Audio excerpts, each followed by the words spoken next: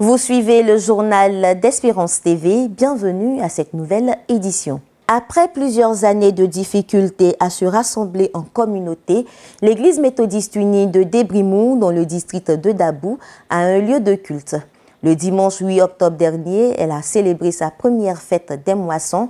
C'était en présence du bishop Benjamin Boni, président de la conférence annuelle de l'église méthodiste unie Côte d'Ivoire. Le reportage d'Emmanuel Abalé et Jérémy Boni.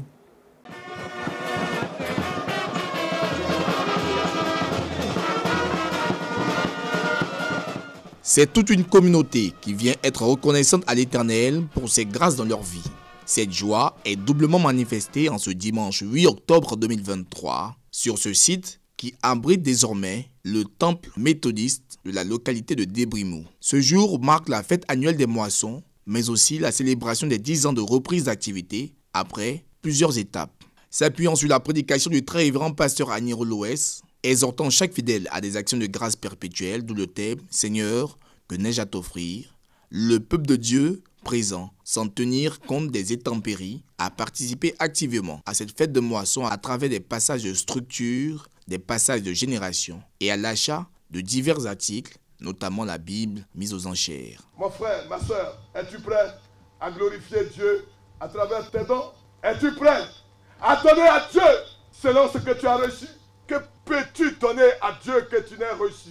C'est avec le cœur rempli de joie, d'émotion et surtout des larmes aux yeux que M. Agbondi David, président des laïcs de l'église méthodiste unie de Débrimou, exprime toute sa gratitude à Dieu pour toutes les péripéties traversées jusqu'à ce jour, jour semblable à un jour de délivrance et de victoire. Il y a 10 ans que nous faisons nos cultes, pas dans un temple, mais sur une véranda.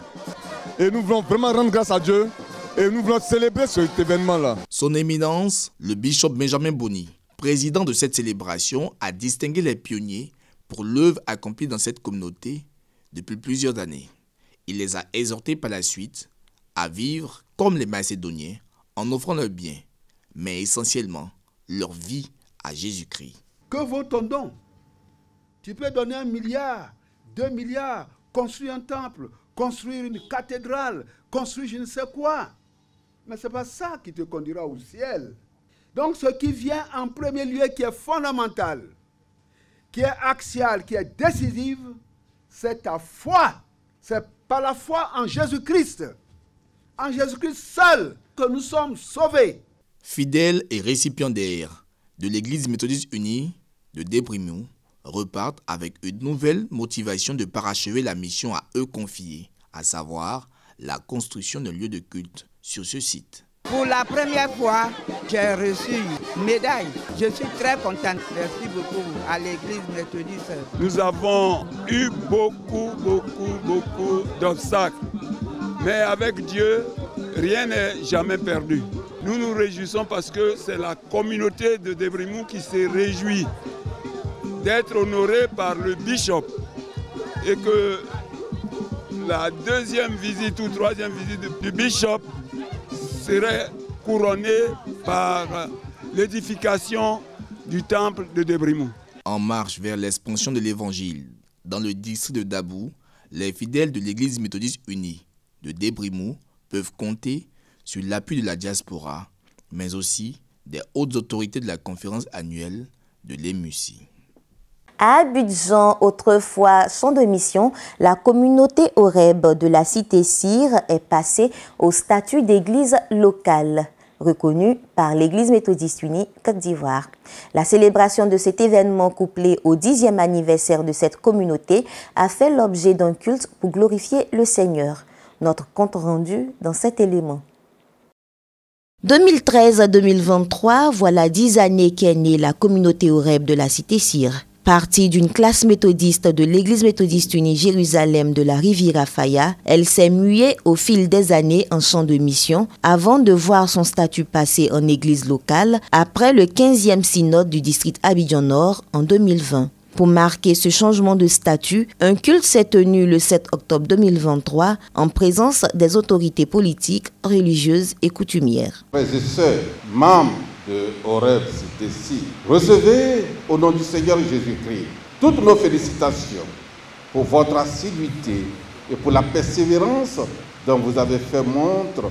C'est donc avec beaucoup de joie que nous vous accueillons en ce jour béni pour vous installer dans votre statut d'église locale à part entière sous le regard de Dieu.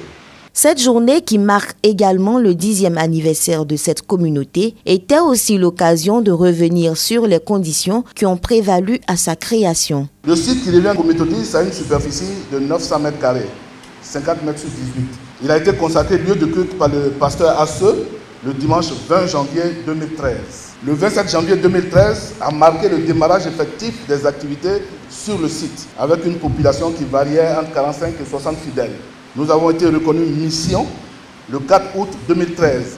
Au 12e synode du DAN, c'est le très révérend Michel Lobo qui a proposé que la mission Horeb soit érigée en église locale. Cette mobilisation à nos côtés nous fait prendre conscience de notre devoir et surtout nous interpelle sur nos responsabilités dans cette grande famille méthodiste. C'est donc à juste titre que les pionniers ont été honorés pour leur engagement dans l'œuvre de Dieu. En 2012, après la crise, beaucoup d'habitants de Yopougon et autres sont venus ici. La classe méthodiste a eu lieu en 2013. Et puis après la mission, avec le pasteur Asseux, le très révérend Josué Afi. Et puis ça continue ainsi de suite, la chorale. Vraiment, tout s'est mis en place par la grâce de Dieu. Au nom du très révérend pasteur Michel Lobo, surintendant du district Abidjan-Nord, le président des laïcs du dit district a félicité et encouragé les fidèles pour leur volonté à travailler dans le champ du Seigneur. J'aimerais, monsieur, vous adresser les vives félicitations du district d'Abidjan pour votre persévérance, pour votre courage, pour votre témérité et pour votre abnégation au travail. Félicitations au conseil qui vient d'être nouvellement installé. Que ce conseil fasse preuve du rassembleur. Que ce conseil ait le sens d'écoute. Que ce conseil ait le sens d'humilité. Que cette communauté grandisse. On va là-bas libre. On va là-bas serré. On va là-bas sacrifié. On va là-bas aussi être dans le contact de grande église du site d'Abidjan. Avec plus de 600 fidèles, la communauté Horeb s'est implantée au sein de la cité Cyr, située au Nouveau Goudron dans la commune de Cocody. Elle est sous la responsabilité du révérend docteur Ézéchiel Asseux. Faire de l'Université méthodiste unie Côte d'Ivoire une référence dans l'enseignement supérieur, c'est la vision première de cette institution qui ne tarit pas d'action. Elle vient d'ouvrir un centre d'études de langue. Après l'anglais, c'est le russe qui fait son entrée. Le reportage de Daniel Krabi.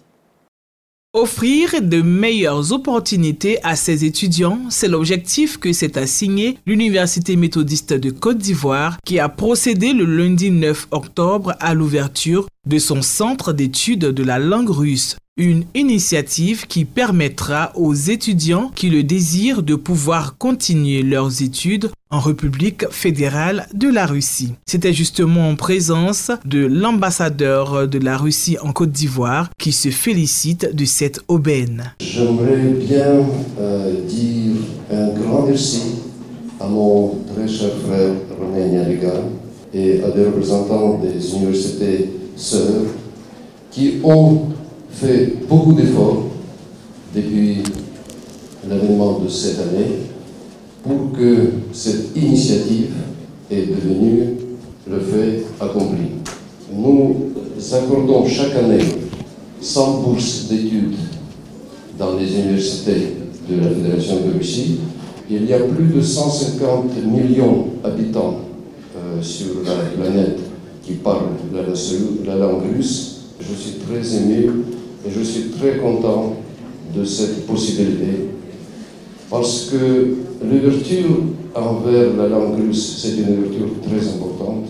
Faire du russe la deuxième langue après l'anglais, c'est la vision cette année de l'Université méthodiste de Côte d'Ivoire qui se donne les moyens à travers ce partenariat. Nous avons mis un point d'honneur à valoriser la langue russe parce que nous savons que c'est une langue d'avenir. Il est question maintenant pour les étudiants qui s'inscrivent de postuler pour les bourses et s'informer pour que ces étudiants-là puissent obtenir des bourses. Nous avons pour mission de faire de l'université une université bilingue C'est-à-dire qu'aujourd'hui, les étudiants qui s'inscrivent à l'UMESSI ont l'avantage de s'inscrire au laboratoire de langue pour apprendre l'anglais. Mais nous ne voulons pas nous arrêter là seulement. La Russie nous ouvre ses portes. Pourquoi ne pas en profiter? C'est pour cela que nous avons ouvert le centre d'études de langue russe. En plus de l'Université méthodiste de Côte d'Ivoire, l'Université Félix Houphouët-Boigny et l'Université éthique bénéficient de cet accord dont la formation à la langue russe va durer 3 mois à compter de ce mois d'octobre. Nous avons seulement 3 universités.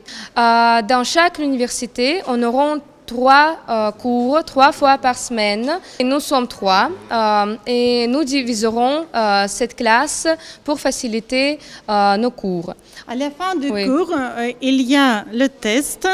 Pour tester l'apprentissage du russe et grâce à ces certificats que les étudiants obtiendront au début de décembre, les étudiants pourront aller en Russie, étudier en Russie et travailler en Russie. Près de 150 étudiants sont donc attendus pour cette session au Centre d'études de la langue russe de l'Université méthodiste de Côte d'Ivoire. Notons que l'ambassadeur de la République fédérale de la Russie en Côte d'Ivoire, son Excellence Alexei Saltykov, a été fait invité d'honneur de l'UMESSI à la faveur de cette cérémonie riche en couleurs. La page internationale s'ouvre avec le CNEF, le Conseil national des évangéliques de France, qui a condamné l'attaque du Hamas contre Israël. Au lendemain des attaques qui ont fait plusieurs milliers de victimes à travers un communiqué datant du 8 octobre 2023, la direction de l'organisme engage le monde entier et particulièrement les chrétiens à espérer et à prier pour la paix de Jérusalem ainsi que pour toutes les parties impliquées. Depuis le début des hostilités le week-end dernier, de nombreux civils ont été tués et on dénombre plusieurs centaines de blessés graves dans les 2 camps en conflit.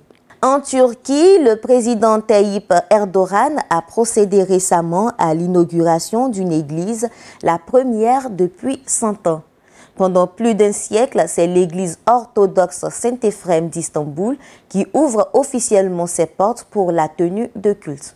Le bâtiment, dont les travaux ont débuté en février 2019, pourra accueillir jusqu'à 750 personnes. Notons que la Turquie est une république laïque depuis 1923 et même si la population est majoritairement musulmane, les 0,2% de chrétiens y vivent sans heurts avec les autres communautés. Une note sportive pour terminer. En Espagne, les joueurs de baseball rendent gloire et honneur à Dieu après avoir été titrés championne d'Europe de baseball. Ils ont remporté un titre que l'Espagne n'avait pas gagné depuis 68 ans en République tchèque. Et pour marquer le coup, ces derniers ont en effet levé les bras vers le ciel après avoir soulevé le trophée européen en guise de reconnaissance au Seigneur. Notons que parmi les 25 hispanophones que compte l'équipe, la grande majorité est originaire des pays d'Amérique latine où la foi est davantage mise en valeur. Ainsi s'achève ce journal préparé par l'ensemble de la rédaction. Rendez-vous est pris pour la prochaine édition. D'ici là, Dieu vous protège.